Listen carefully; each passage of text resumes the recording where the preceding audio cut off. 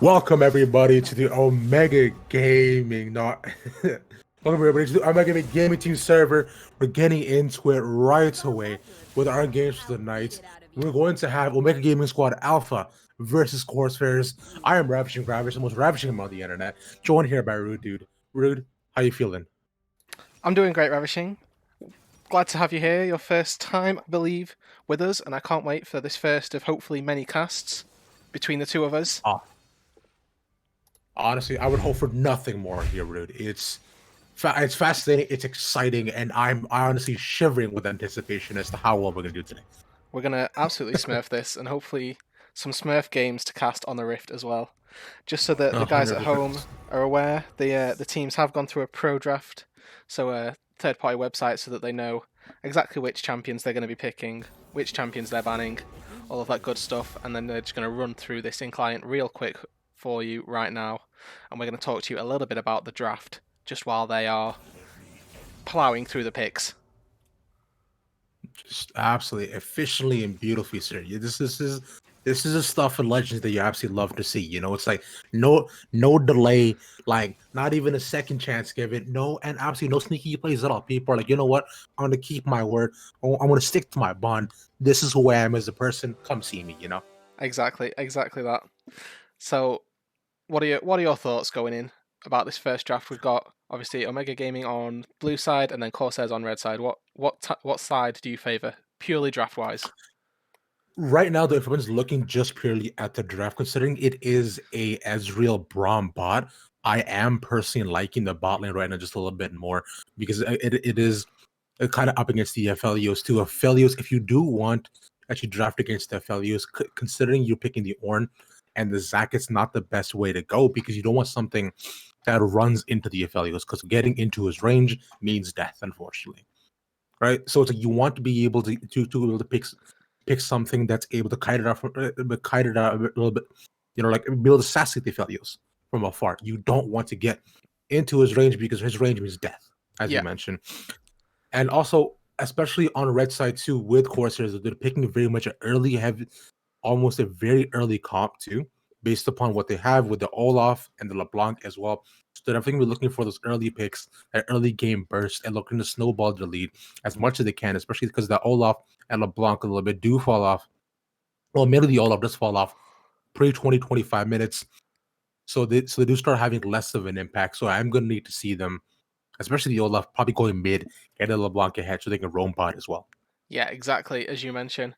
Sending you all of the colour job trying to analyse the comps. I can't doubt anything that you've said though.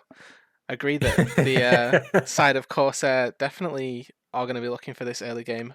We look at Omega Alpha team, they've got a lot of scaling with that Corki mid lane. Zac and Ornn, top side of the map, are going to be very tanky during the late game and provide sufficiently more frontline than Silas and Olaf will be doing if we get to those later game team fights.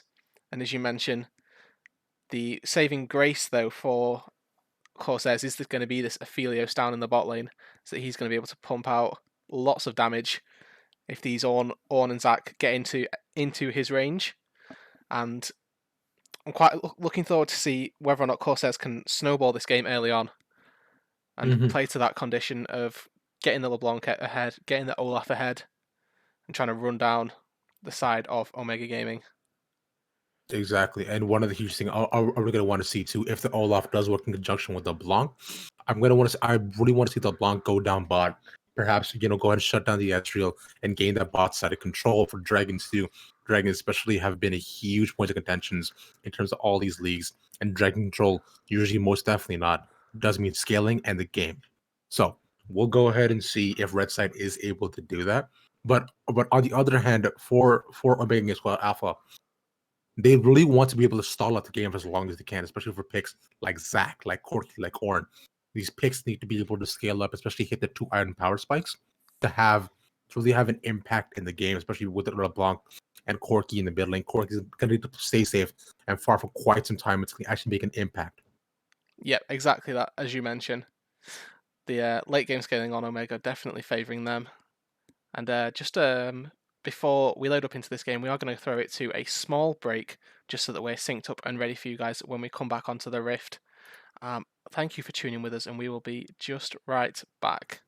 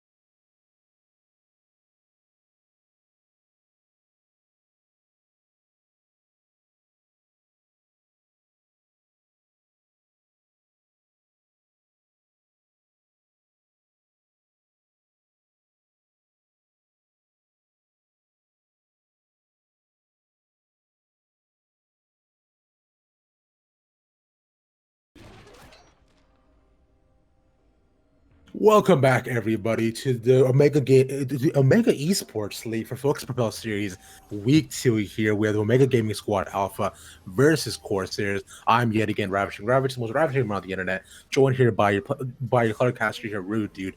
Rude, we just went through drafts here, and one key point of contention I was going to point out all my games is a skin game. You know, We love the and skin everyone's just game. analyzing, oh, the skin game is essential here, Rude. Yeah, 'Cause especially if when you think there's about nothing it, going on in level 1, yeah, for sure. exactly, no, like because we see pins going down mid, like standard positions taken up, bot, middle, and jungle, right? No real wards going down, no real shenanigans, which is boo. But look at the skin game just overall, though. Right now, from what we see from the loading screen going into the actual game, Corsairs really only have so what they have is Marauder Olaf and Nightbringer Felios. Cool skins, nice standard stuff. But on the side of OGA, we have Thunderlord Ornn, Pool Party Zac, Ice Toboggan Corki, which is one of my personal favorites as well. And we also have the Ezreal skin, which I can't remember the name of, but like looks beautiful, Star clean. I will see Guardian. all these. Oh yeah, see there you go, gorgeous got stuff. So you. we're going purely by skin game here. OG has it. OG has the advantage early on just based off of aesthetics alone, is what you're saying. Exactly. Aesthetics is really what does win the game, though, because you go into some early trades going down back and forth in the mid. Nothing really coming out of it, though. So Yeah, so something I want to focus on a little bit is this top lane, because the Sylas has been counterpicked here, or not counterpicked. The Sylas was the counterpick selected for this Ornn, and we've seen this a lot where top laners will pick Sylas into Ornn, steal the ulti, but fighting going on. Mint down to about 100 HP already. He's just going to back away, so the Grasp of the Undying from Father Wrath is doing work in these level 1 trades. Yeah, easily and swiftly just being able to take him down though, because yet at the end of the day, it is still an Ornn, and Ornn's chosen to go for the Dorn's Blade here as well too. So a He bit more did. to the aggressive build. Yeah. Very aggressive indeed. I've not seen an Ornn with a Doran's Blade in quite some time. I don't think I've ever seen it, but he's definitely looking to take the fight to this top lane, which isn't something that you'd usually see. But I'm all for it. I mean, I gotta say, as a top lane mid myself, is that I say that Orange traded back and forth. The pillar comes down. He's just needs one more health. Oh, he flashes away with the status. Literally lives with a sliver of his health. Flash is down for the top lane though. But this Ornn, man, god damn. Yeah, he's doing. He's some not gonna work. let the status live. Yeah, he's not gonna let the status live at all. He barely escapes with I think just about 10 health there at the end though. He does pop the last corruption potion, so he has chosen to stay top. Yeah, and with the pressure that Ornn is going to be applying top lane just from winning, can already see both junglers obviously pathing to this top side naturally, but the one Newman was ready to try and counter, or not counter gank, but just gank to try and alleviate some pressure up in this top lane. And he's, with the pressure from the Ornn, going to be pulling in quite some attention from the junglers. With no flash on the Sylas, I'd like to see if Baja Wolf will be able to come in and punish this Sylas and maybe get a kill on this top lane. Try and get those tanks even tankier, even earlier. I think Exactly. that's Now what we like Sylas to does see. definitely though, because like both Sylas and Ornn definitely do need their farm to be able to make a difference at all. The Sylas needs to be able to get the loot and probably top if he doesn't make a difference, but he's going to conquer right though. Which, and if we just look at it, there are 3 conquers on the side of Corsairs, which is thanks, right? You know, Balanced rune choice, yeah. How many death dances do you think we're going to see this game? oh, like 4, minimum 4. Dude. Jesus Christ. Now, Ornn does another breath. He's to knock up onto him in first blood. Going over the Ornn, he's to fight going down. So the top lane stands almost come down. Corki is able to escape with a W. Ornn just went to chase the phosphorus translands onto the LeBlanc as Ezreal misses both of his skill shots. They're unfortunate. Mystic Shot does not land, so LeBlanc will be able to get away almost scot-free with almost full health as well. But first blood going over to the Ornn, though I can't say rooted. We did definitely see this coming, so I'm not personally shocked. I'm not sure why Sylas wouldn't back though, considering there was a full wave there though. But still, oh, unfortunate. Yeah, it's That's just top lane going very well in the way of Omega Gaming to start off with. Father Raph has been able to put the damage down on Mint throughout this lane, managed to translate that now into a kill, and forces the TP out as well from Mint. So he's going to be in a severe advantage for Omega Gaming at the start of this game. He's looking like he's going to walk up to this top lane, doesn't even have to burn the teleport. So maybe they'll look to make a level 6 play with the Ornn down bot lane, maybe mid lane, maybe around this dragon at some point that's just spawned now. 5.5 minutes into the game, and the 400 gold lead that separates the two teams is going to be just the kill from first blood. I see. Now, Olaf does land the axe onto the Corki. He's chasing him down. LeBlanc is also right there. He chooses not to go for him. He's going far too much in enemy territory. Backs off, though. Okay, smart choice, I think, by the Olaf. Yeah, and what we've seen from this mid lane is the ability from Pride to be able to dodge out and hold it there, fight bot lane. Yeah. As soon as the Corki is coming down top, he can stun onto the Felix, just blows him in with the arm. There's all the Braum stacks land arms. One more hit can get him with the exhaust going down, and rapid fire is able to get the Mystic Shot, take the kill onto the Aphelios. That's a kill for the Ezreal. Beautiful stuff right there. Yeah, perfect kill distribution there. They look like both of the tanks could have got the kill, but fighting top again. Call for Wartrust comes down. Oh, Wrath doesn't get the re-engage onto the mid. He doesn't land it. As his ult gets stolen, Call for gets re-engaged onto the Ornn, and Newman is able to quickly finish off the execute onto him. Really good gank by the Olaf though to make sure that Sylas doesn't die. As the Corki with a rocket barrage gets the snipe onto Exo. Man, this kill's being traded back and forth. Exciting stuff, man. Yeah, so much That was fighting beautiful. going on. We have a kill down in the bot lane for Rapid Fire. He gets the last hit onto Super Yams to get himself that not Avarice Blade. Wow, that's a throwback. Get the Executioners calling in early. Father Raph just falls in the top lane after a stolen ultimate from Mint, and a really nice play from Mint as well. He used the second part of his Either chain to stun Father Raph while he was gonna cast the second part of the knock up from the Orn Horn, and then was able to turn that back around. The one Newman came in as well, managed to secure that kill, and then a 1 versus 1 in the mid lane, going heavily the way of Pride's. Managed to pick up the solo kill, the one big one at the end that we saw, dealing a lot of damage, taking down EXO. Decided not to burn the flash, and he's going to fall for that one. When all's said and done, the gold lead now running up to about 800 gold. Not too much, nothing insurmountable here for Corsairs, but OGA with the early advantage in this game. And when we say an early advantage, what that probably means is that OGA are in a really nice spot because, as we mentioned in draft, Corsairs are the one that wanted to snowball this early game. And them being behind early is going to be very detrimental to them because they can't get that gold lead and get that snowball going like they'd like to.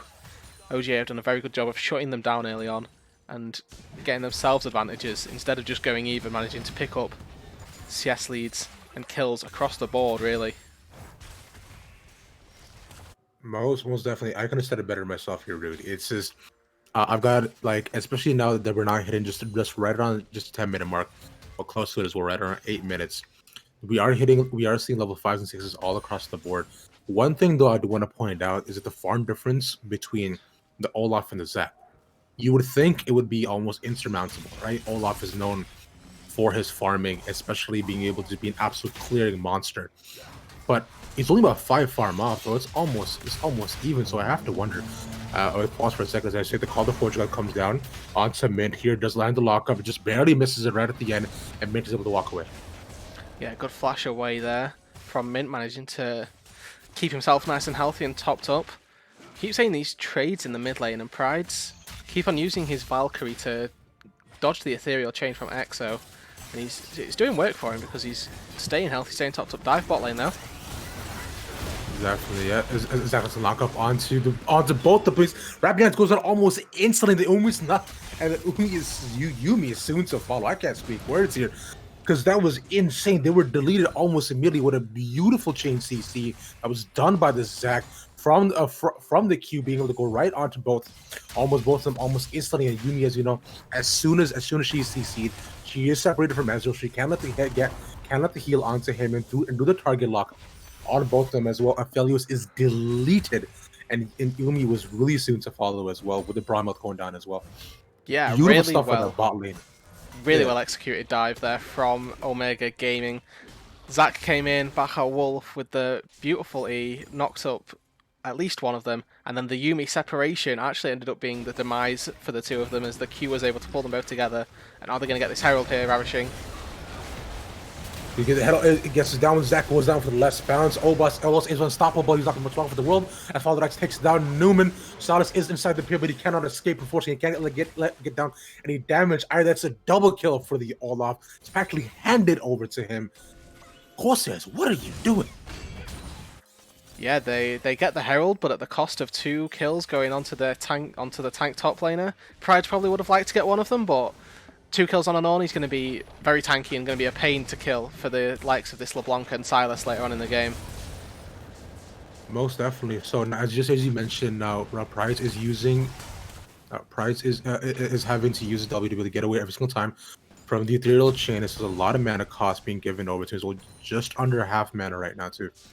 So both is having to pop their health potions, but EXO is looking for an engage onto him. He knows if he's can land just 2 ethereal chains onto him, it'll be GG for Pride, but he does make the smart move and back off and go back to lane. But yeah, but they do get the Rift Herald, but at the cost of what? You know, it's like it's 2 kills over to the Ornn. Or gets the Abyssal Master. It doesn't say that though. The Doom is going onto the Braum.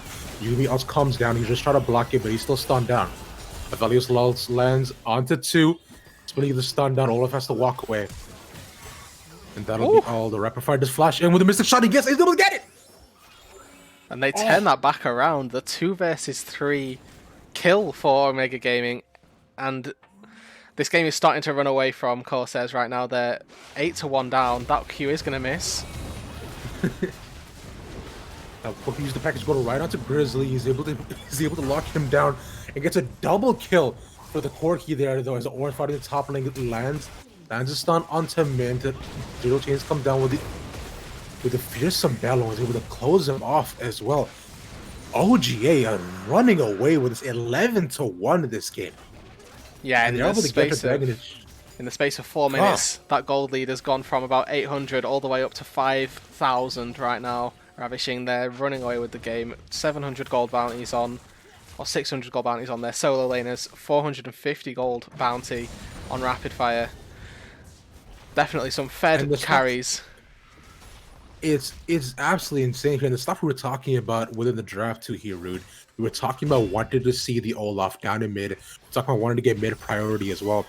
That we really haven't seen enough of at all, though. Meanwhile, because Prides is able to win the skill matchup here in mid against the Blanc, he's able to get the package, move down bot, and get a double for himself. The stuff we wanted to see out of the Blanc, able to shut down the Ezreal. But the Ezreal, he's not stopping him, man. These skill shots have not missed for him.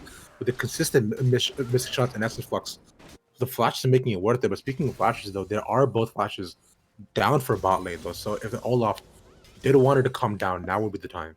Yeah, so the one way that we can see Corsairs probably getting back into this game is a route through this bot lane.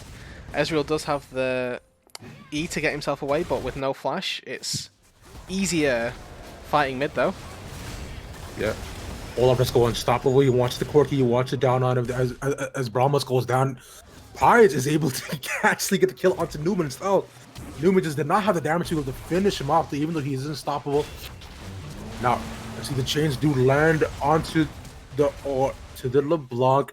She's just able to flash away, but she's too far gone, and they will not be able to finish off the kill. But the mid turret will go down for OGA here, and oh my god, this game sees almost as a little bit out of their hand, though, as an Olaf being unstoppable, going onto your ADC and cannot finish him off.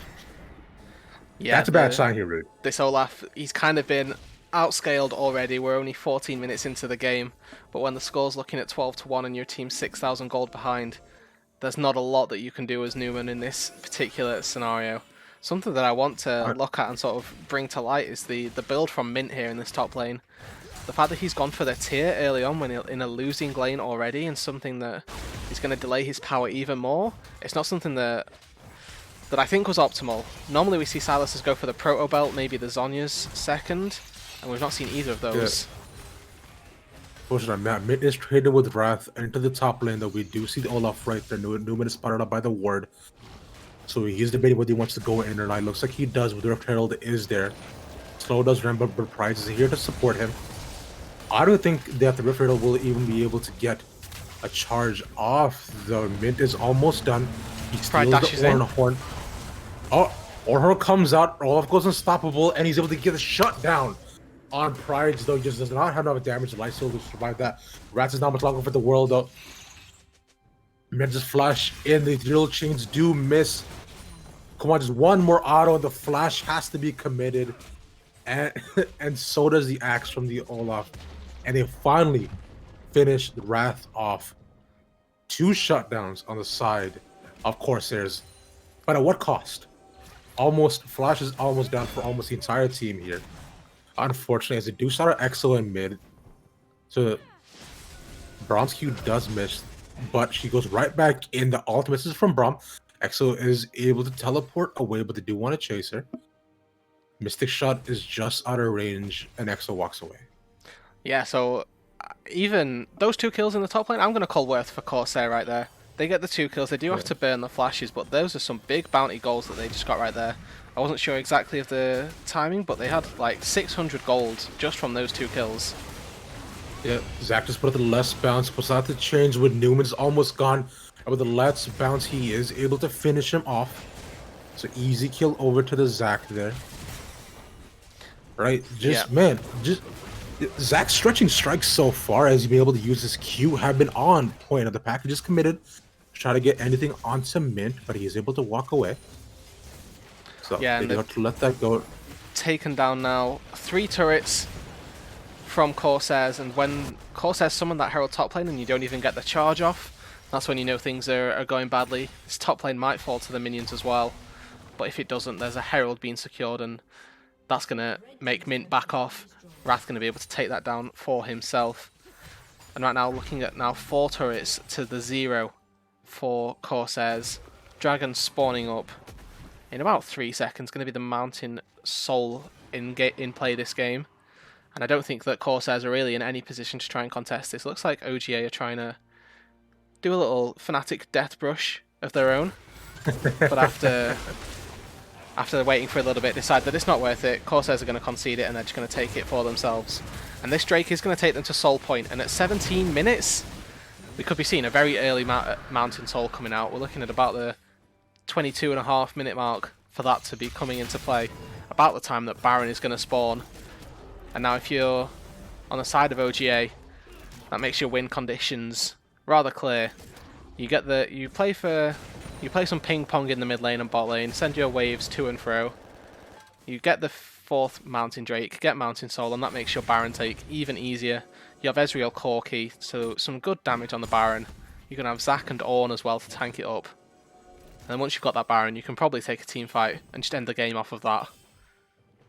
Yes, I don't think the Baron will be needed here, honestly, because considering just how ahead OGA are, I think there's only just one team fight, maybe 1 or 2 picks here from their side could easily just end the game. They just push down mid. Yeah, and we have to remember they've got Herald as well. Exactly, yeah. So that could easily spell their end. If we look at the items too, just right now as well, the Ezreal is 2 items up onto the Aphelios. He has both the Manamune and the Iceborne. Not so Aphelios is not looking good right now. He needs some serious farm to be able to get. I believe he's looking to go for the IE right now though. But man, rough times for him. Yeah, just item discrepancies across the board, and that is really to be expected given the game state. Herald is going to be summoned in this top lane now, and it looks like they're going to try and take down this top lane tier 2. Numbers advantage on the top side, and it's just going to fall for free. It does seem as though they are moving as Zac tries onto mid. The Let's Bounce comes down. So does the Ornn Horn. He does get the knockup down onto 2, but the Yuumi all stalls it a bit more as Aphelios does miss the ult as he does get the Ornn Horn back onto 2 yet again. The Let's Bounce comes out. Does miss it, but the Ezreal with the ult is able to take down the Aphelios right at the end as the ult ends onto Newman. The Corki is able to come out with the rockets, finish the kill off onto him, and I think OGA are going to push the end here. Yeah, they've taken down 3 members of Corsairs right now. We're only 20 minutes into the game, Ravishing. Do they have the time to go further? Looks like they're going to try for it. I think it's not going to be possible here as all their team is at the base here. It is only EXO left to defend as he tries to teleport in, but he's only a LeBlanc. He's only can only hear so much as 3 more do come alive. But it is 3v4 and it looks like OGA will choose to back off here. Yeah, so they take the top lane inhibitor, they take the top Nexus turret as well. And right now they're looking 10,000 gold to the good. OGA in a perfect position here to try and close out this game. And the early game comp out of Corsairs just hasn't been able to capitalize on its strengths. And OGA did a real good job so far. Looks like he's going to try and fight here. Yeah, Ornn does catch out the Yuumi right into the brush, but he's like, you know what? 2 taps and I'll let you go because I'm a good guy, you know? Mr. Shot lands up the block, almost completely deletes her though, and does get the final shot onto him. God. Who's the assassin here? Just that was disgusting with 1 Essence Flux, and Mr. Shot combo takes almost 3/4 of her health, and with the follow-up shot onto her, deletes EXO. There'll be 30-second timer, and that's the call for OGA to go for Baron here. Should be a pretty clean take as you do see the Olaf down by a bot lane, where you can try to get a dragon for himself. Yeah, man, 21 minutes in. 21 minutes Yeah. in, they secure the Baron. They have Mountain Dragon spawning in about a minute. I don't even think they're going to need it, to be honest. They might take it just to be 100% safe. But when they're 10,000 gold at least to the good, they have Corki package up 2 items on all of their carries at this point. A Gargoyle Stone Plate just to make Braum even tankier. Advantages all across the board. There's not too much to say here other than the fact that the OGA are just stomping this game right now. Yeah, and Ornn does have the upgraded Sunfire and Infernal Mask as well. So it's like, well now the Infernal Mask, we used to be the Abyssal Mask with the upgrader, that's what it's called, but it's like, he is going to be extremely tanky here. So it could. So really, the only way for them to be able to kind of get back in the fight or even try to dispel anything was if Mint is able to, like, right now. So he stole the Braum horn instead of the actual horn. He was trying to engage onto the Braum. It does get the actual call. All the Forge Gods comes out. He's able to stock up 3 as Ezreal does deal damage. So much damage from the back, and the Mystic shots land onto Yumi though. Nobody can touch this man. And with the stupid amounts of autos he's putting out, they do run it down mid. They do super minions in the base, and X was the only one left alive yet again. And that'll be it here. A clean 22-minute win for OGA. What an absolute stomp here, Rude. Yeah, that final team fight there. I respect Corsairs for trying to go for it. They had to make something happen, but they were just unable to find the engage. Braum did a great job of disengaging the entire fight.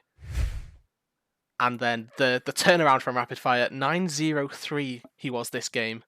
Came out, turned that fight back around, and came up with trumps with the triple kill.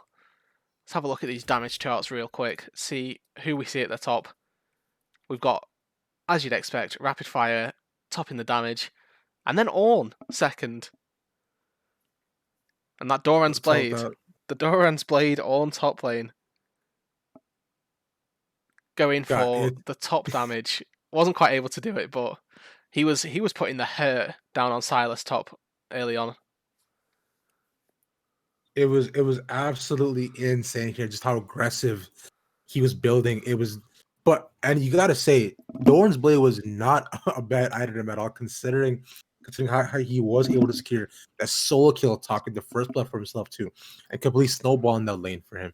I don't think if it wasn't for Ewin with how many ganks he was able to get top, I think Mint might have been actually solo killed even more.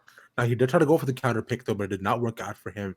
And with the Ezreal, because considering how much he's allowed to scale up, insane damage he's putting out. As you saw right there at the end, that he was able to take out EXO with just 2 arcane shots and maybe just a couple of autos. Insane stuff in the final team fight as well, because the Ezreal was almost completely untouchable with the essence slugs and arcane shots landing onto the single target. That single target damage coming out for him was stupid. Yeah, a very well played game there from Omega Gaming Alpha Squad. They take the first game of this best of 3. They're now 1-0 up. We are going to throw it to a quick break while we load into the second game. Thank you guys for tuning in, and we'll see you guys shortly for the second game.